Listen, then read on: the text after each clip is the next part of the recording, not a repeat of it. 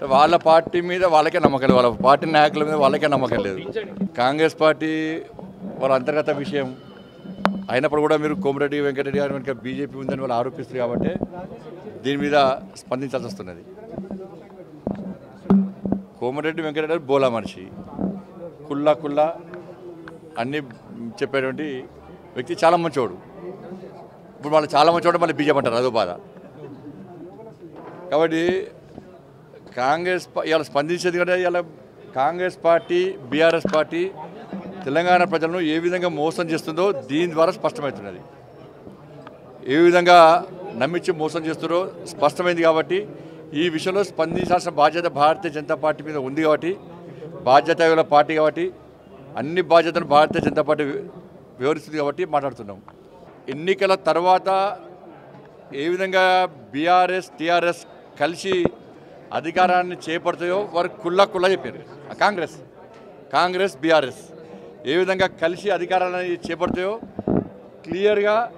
క్లారిటీగా ఆ కుట్రను కోమటిరెడ్డి వెంకటరెడ్డి గారు బయటపెట్టారు. కొన్ని సందర్భాల్లో కాంగ్రెస్ బీఆర్ఎస్ ఎన్నికల ముందే కలిసి పోటీ చేద్దాం అనుకున్నారు. ఈ విషయం బయటకు వచ్చి నవ్వుడైపోయిన విషయం బయటకు వచ్చింది. కాంగ్రెస్ పార్టీ కార్యకర్తలు వ్యతిరేకించారు. కానీ కొంతమంది నాయకులు ఇప్పుడు కొట్టాడుకుందాం, ఎన్నికల వరకు డ్రామాలు ఆడదాం, నాటకాలు ఆడదాం, ఎన్నికల తర్వాత కలిసి మన అధికారం పంచుకుందాం అని చెప్పి వాళ్ళు అన్నారు. వాళ్ళ ఆది నాయకత్వం ఏమంది, మేము కష్టపడి టికెట్ ఇప్పించి గెలిపిస్తే మళ్ళీ గెలిచిన అందరూ పోయి బీఆర్ఎస్ పార్టీకి పోతున్నారు. కాబట్టి పార్టీని కాపాడుకోవాలంటే బీఆర్ఎస్తో కలిసి పనిచేద్దాం, మనకెందుకు లొల్లి, ఇక్కడ వచ్చేది పోయేయాలని చెప్పి ఈ నిర్ణయం జరిగింది. బీఆర్ఎస్ కాంగ్రెస్ ఇద్దరు ఒకటే, కలిసి పోటీ చేస్తారు అని చెప్పి గత నుంచి కూడా భారతీయ జనతా పార్టీ చెప్తూ వస్తున్నది. వాళ్ళ నాయకుడు రాహుల్ గాంధీ గారు వరంగల్లో ఏమన్నారు, బీఆర్ఎస్తోని పొత్తు ఉంటుందని మా నాయకులు ఎవరైనా అంటే 24 hours సస్పెండ్ చేస్తా అన్నారు. ఇంతవరకు కాంగ్రెస్ పార్టీ స్పందిస్తలేదు. వెంకటరెడ్డి గారు మాట్లాడిన వ్యాఖ్యల మీద ఇంతవరకు కాంగ్రెస్ పార్టీ స్పందిస్తలేదు. వాళ్ళ రాహుల్ గాంధీ గారు అన్న విషయాన్ని కూడా స్పందిస్తలేరు. మళ్ళీ వాళ్ళ ఇన్ఛార్జును ఇద్దరు కలిసినట్టు ఎయిర్పోర్ట్లో ఇన్ఛార్జు వెంకటరెడ్డి గారు అర్ధగంట మాట్లాడారట. మళ్ళీ బయట తలకాయ ఊపుతానన్నాడు. కానీ బయటకు వచ్చి ఆయన ఏం మాట్లాడారో మళ్ళీ అదే దానికే కట్టుబడి ఉన్నా అని చెప్పి అన్నాడు. కానీ తెలంగాణ ప్రజలు ఆలోచించాలి. బీఆర్ఎస్ పార్టీని వ్యతిరేకించేది, అడ్డుకునేది, వాళ్ళ అరాచకాలను తట్టుకొని ఉద్యమం చేసేది, పేద ప్రజల రాజ్యం కోసం పాటుపడేది, ప్రజాస్వామ్య తెలంగాణ నిర్మాణం కోసం కష్టపడి పనిచేసేది, ప్రజా సమస్యల కోసం పోరాటం చేసేది, ఈ కుటుంబ అవినీతి పాలన ఈ అరాచకాలను అంతమొందించడానికి యుద్ధం చేస్తున్నది Bharatiya Janata party. BRS party ఎదుర్కొనే దమ్మున్న పార్టీ భారతీయ జనతా పార్టీ. కాబట్టి కాంగ్రెస్ బీఆర్ఎస్ రెండు ఒకటే, సింగిల్గా వచ్చి భారతీయ జనతా పార్టీ ఎదుర్కొనే దమ్ము లేక కాంగ్రెస్ వస్తున్నారు. కాంగ్రెస్ వాళ్ళు, కమ్యూనిస్ట్ వాళ్ళు, బీఆర్ఎస్ వాళ్ళు ఎంఏ పార్టీని సంకలేసుకొని వస్తున్నారు. కాబట్టి ఎట్టి పనిలో వీళ్ళు ఆట సాగాయి, వీళ్ళ కుట్రలు నమ్మండి. రెండు పార్టీలు ఒకటే, ఇలా డ్రామాలు ఆడుతున్న విషయాన్ని గుర్తించాల్సి కోరుతా ఉన్నాం. ఇదే స్పందించలే అంటే వాళ్ళ ఆదినాయకుని యొక్క ఆదేశాన్ని కూడా పాటించే స్థితిలో కాంగ్రెస్ పార్టీ లేదు. కాంగ్రెస్ పార్టీ ఒక దీనావస్థలో ఉన్నది.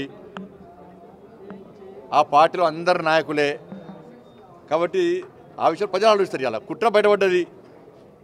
ఎన్నికల ముందు నాటకాలు ఆడాలి, డ్రామాలు ఆడాలి. ఎన్నికల తర్వాత ఈ డ్రామాకు తెరలేపి కలిసి అధికారం పంచుకోవాలని ప్లాన్ చేస్తున్నారు. ఇక కాంగ్రెస్ పార్టీకి ఎందుకు ఓడాలి ప్రజలు? కాంగ్రెస్ పార్టీ విషయంలో ప్రజలు ఎందుకు ఆలోచించాలి? కానీ బీఆర్ఎస్ను వ్యతిరేకించే ఏకైక party, single party Bharatiya Janata party. Rahul Gandhi మరి పొత్తుండంటే ఢిల్లీ పిలిచి వాళ్ళ స్ట్రాటజిస్ట్ని ఢిల్లీ పిలిచి మాట్లాడిన విషయం ఎట్లా బయటకు వచ్చింది?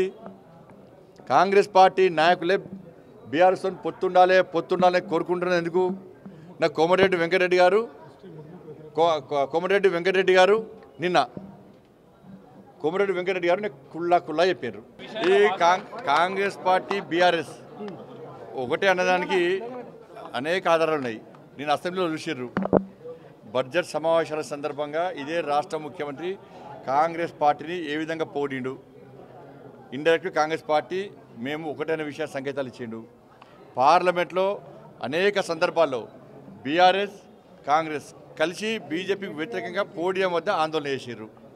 కాంగ్రెస్ వాళ్ళు చెప్తే బీఆర్ఎస్ అది చెప్తుంది, బీఆర్ఎస్ వాళ్ళు చెప్తే కాంగ్రెస్ పార్టీ అది చేస్తారు.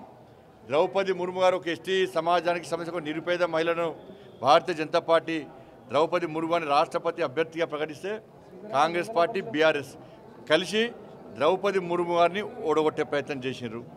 కాబట్టి ఇవన్నీ చూస్తుంటే ఏమర్థమైంది? తప్పకుండా ఈ రెండు కలిసి ఉంటాయి, కలిసి పోటీ చేస్తాయి. లేకుంటే కలిసి అధికారం పంచుకుంటాయి, తెలంగాణ ప్రజలు మరోసారి వంచిస్తాయనే విషయాన్ని ఈ సందర్భంగా స్పష్టం చేస్తున్నాం. వాళ్ళకి ఏమన్నా వాళ్ళ ఆది నాయకుడు మాట నమ్మకం ఉంటే వాళ్ళ ఆది నాయకుడు రాహుల్ గాంధీ గారు అన్న మాటకు తెలంగాణలో కాంగ్రెస్ పార్టీ స్పందిస్తుందా ప్రజలు వేచి చూస్తారు. హాయ్ ఫ్రెండ్స్, మా టుడే టుమారో యూట్యూబ్ ఛానల్ చూస్తున్నందుకు చాలా థ్యాంక్స్. మరిన్ని లేటెస్ట్ వీడియోస్ కోసం వెంటనే సబ్స్క్రైబ్ చేయండి. అలాగే ఈ బెల్ ని కూడా రింగ్ చేసేయండి. మా నోటిఫికేషన్స్ అన్ని మీ మొబైల్లో వస్తాయి. అలాగే మా వీడియోస్ మీకు నచ్చితే లైక్ చేయండి, షేర్ చేయండి, నచ్చకపోతే కామెంట్ చేయండి.